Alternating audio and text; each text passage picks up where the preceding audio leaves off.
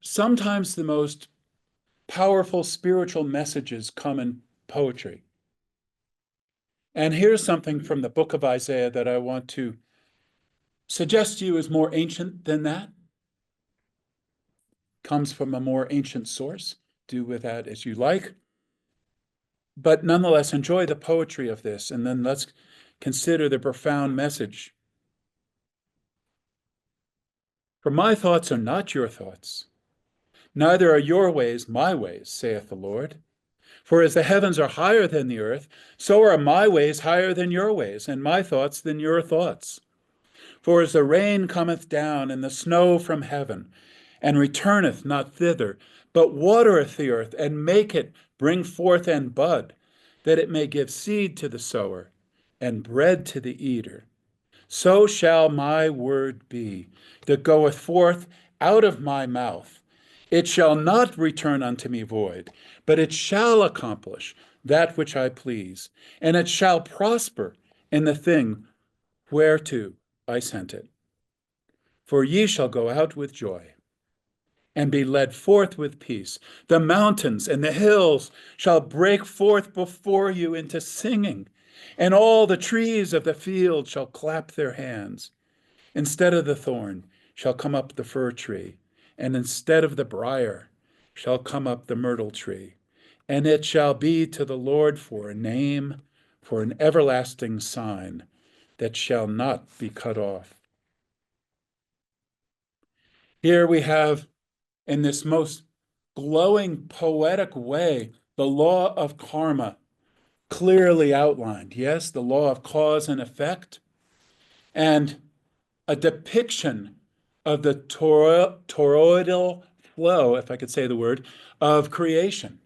That something goes out from the center of the torus and it comes back. Something comes back to the center. And there's the suggestion that we get to participate in that.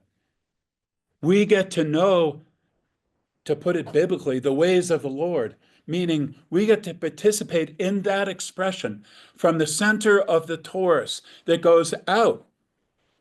And again, what agency? What agency? You get to participate. I get to participate in creation and bringing the powers of creation into expression and manifestation into the world. And if you do that, if I do that, it does not come back void. It has creative power. Have faith. Have faith in that power. Know that it's real, and that if you will continue in that flow of the river, that something comes back. Again, what a hopeful statement. So when you walk through a storm, remember that your word will not return to you void. Your expression of the river is not going to just go out there and just evaporate. No, if you stay in that flow, if you tune into that flow, and then let it through yourself into your world, it creates something. When we do that together, any group of human beings, when we let that flow move through us, it has power. We put on expos. We do all kinds of things that bring something back, that bring a fruitfulness. And even if it doesn't look so fruitful, even if you're walking through a storm, remember. That is true hope.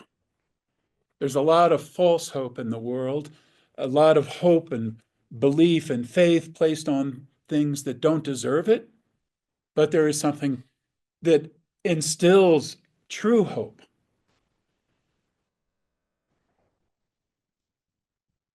And that is a participation in the river. It could sound, the way it comes across here, the way it's translated, there's a bit of a put down.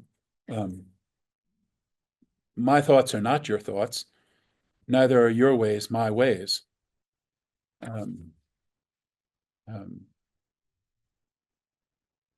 My ways are higher than your ways, and my thoughts are higher than your thoughts. It could sound like a put down, yes? You shameful human being. But it's actually inspiring and hopeful. Well, I sure as heck hope that there's something higher than the petty thoughts that can come through my mind. How about yours? Or the petty feelings that come through our feeling realm. No, there are things to think. There are creative thoughts to have, creative feelings to have, and there's a way of being that is higher than the way we've been. We can raise the level of our function to share in creation with the Creator, being made in the image and likeness of that.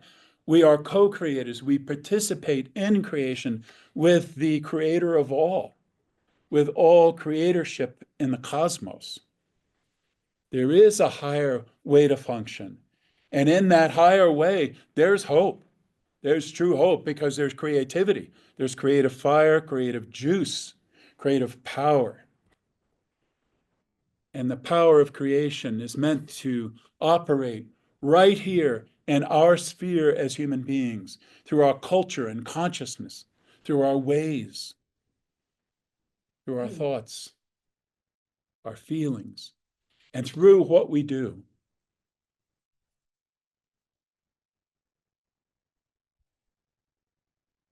Thank you for listening to me.